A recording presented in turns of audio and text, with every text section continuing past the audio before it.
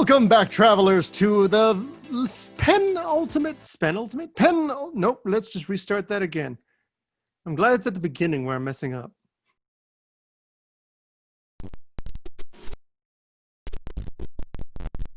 Welcome back, travelers. We're at the penultimate episode of Legends of Lore, Legendary Lore. We're here with the tricolors. Ricky's messed up an opening twice, so I decided to do it. I'm Joe of the Boss Watch. This is my large-thighed partner, Ricky. Thank you for noticing. It's hard not to. These thighs ain't just for attracting me. Anyways, let's get to Ghen. Joe, what do you know about Ghen? Again? Seeing red again. I already know you don't know much. As you can see, he's kind of like a weaver. His name has Arcanum Weaver in it, and his whole story is that he's such a powerful enchanter that he can see other people's spells being woven and pluck out the strings and reweave them into something else. And that's really what his whole effect is. Sack an enchantment, bring back an enchantment to play. That's cool. He's just like twisting an enchantment to something else.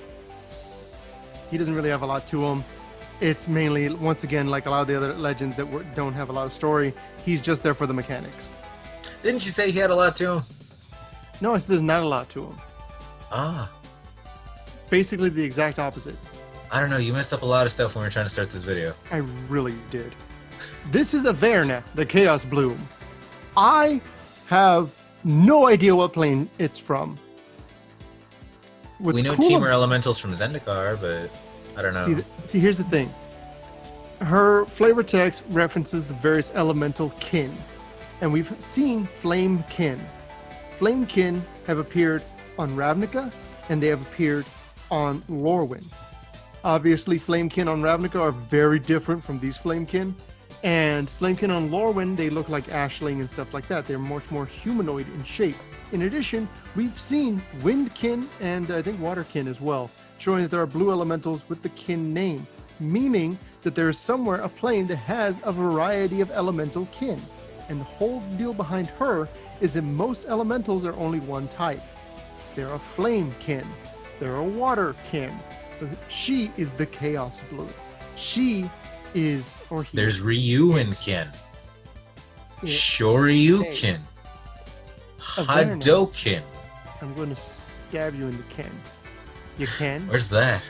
Yes. So, Averna We're basically... truly the best to duke into a hole in my chest.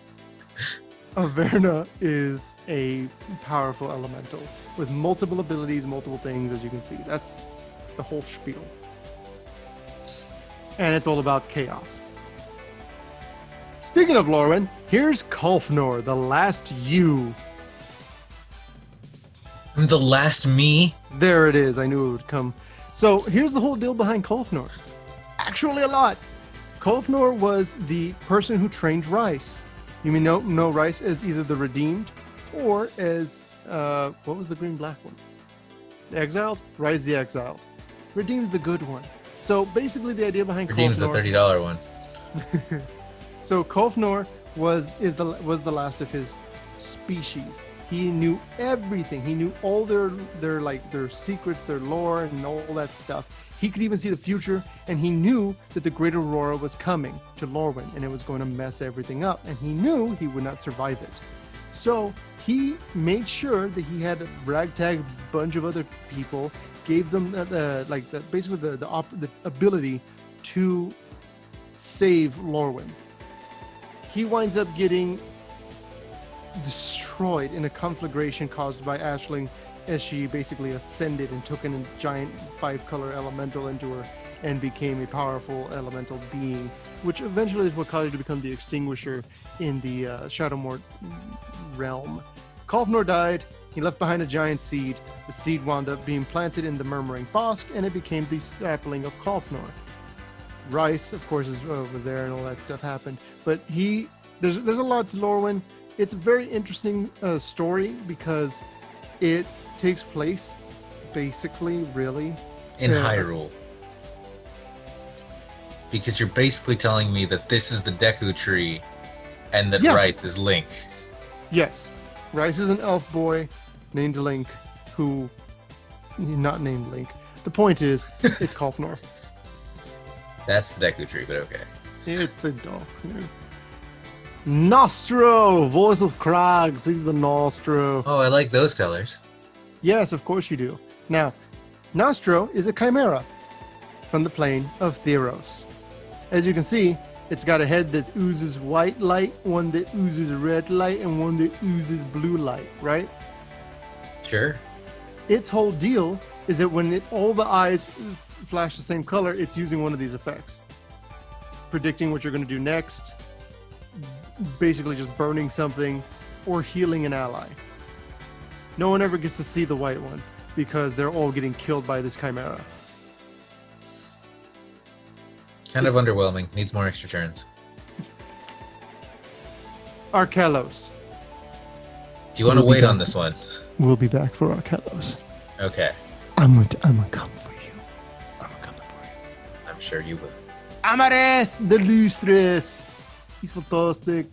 Basically, this is a dragon that's so shiny that it doesn't have a horde. Well, it has a horde, but it doesn't guard it jealously. For instance, look at what it says. Come closer, dear.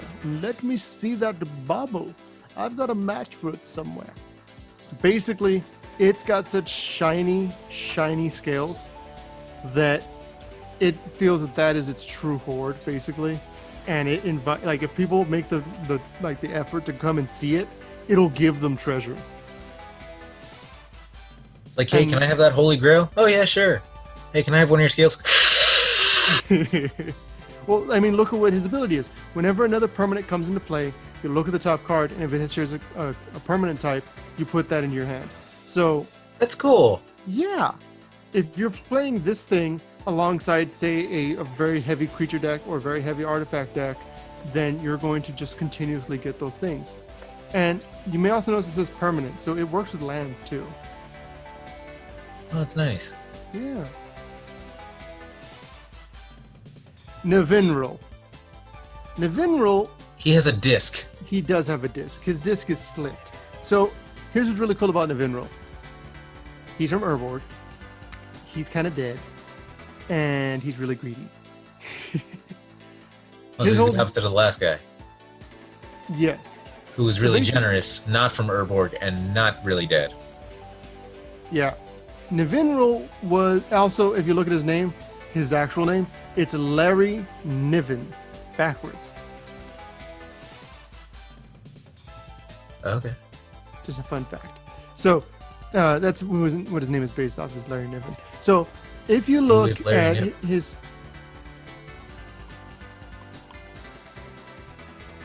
Why did I ask that question, Joe? I was avoiding answering that question. Why'd you bring it up with if you didn't expect me to question it? I couldn't remember what it was that he had made. Larry Niven is basically he's just an author. He wrote the Ring World series and all that. But what?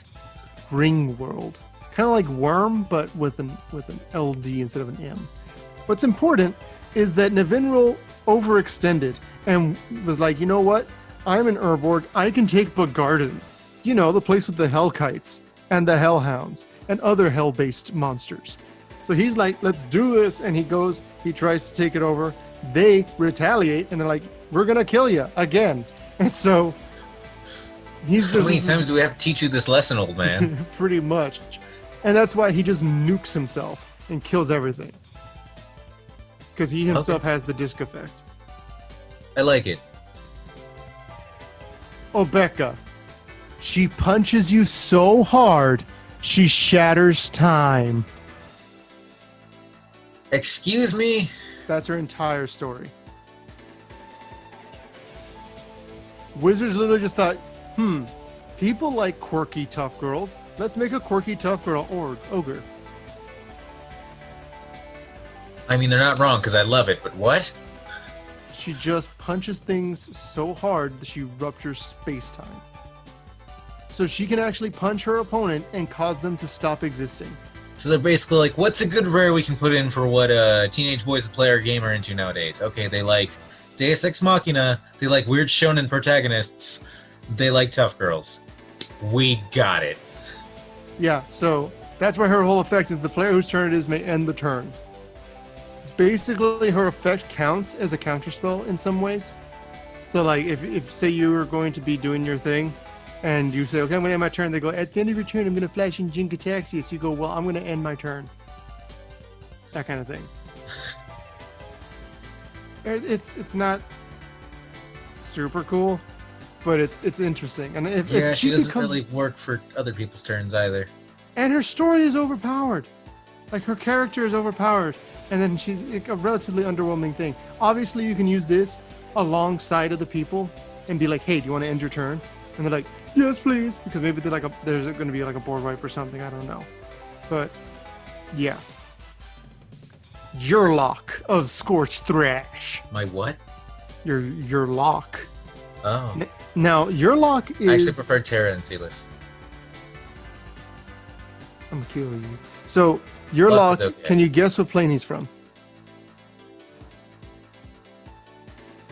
So is it Scorch? Is it Thrash? Well... Is it one colorless, one black, one red, one... Read the flavor text, you goon! Is it a Lara? Yes. Good job. No, that can't be right. Is it... So, Yurlok is basically he's the leader of the Scorched Thrash, which is the name of the Viashino tribe. His whole deal is that they hunt near lava because things can't survive, basically, around the lava. And if they fall in, oh no, they're dead. If they catch them, oh no, they're food. So, and if other people fall in, oh well, he tried. So Yurlok's whole deal is that they see Esper and they think, I want to go to Esper and I want to make things burn. And that's kind of its whole deal with the ability. It adds red, black, and green. Esper's black, blue, white. They can only use the black, meaning they're going to take 2 damage if they can't use that red, green. Because basically just brings back mana burn, which is hilarious to me. And as you can see, I know this isn't a partner mechanic, but this worked great with Belb, since Belb gives the colorless mana, and if they don't use it, they get burned for it. So I like him. I've never actually wanted to build a Jun... Well, I've wanted a Jun commander for a while, and just like, I don't really see a commander I want to use, and there's this guy, and just like, this looks fun. It is. It's really cool, because it's like a group hug kind of style a card, and I mean, a 4/4 with vigilance for format is not bad on its own, but having the ability to just burn people by giving them mana is great. I love that. I know all about group hug with backstabbing. Have you met Marchessa? I have. I think. To be fair, that's not much group hugging. She makes you fully aware that she's going to betray you at the beginning. It's true. It's more like a uneasy alliance. It's more just like, I'm going to give you this. That's going to kill me. Yeah, but I'm giving it to you. It's yours. Take it. Now, do I have a choice? No. We're going to talk about Jared Cathalion. Do you know who Dakin Blackblade is?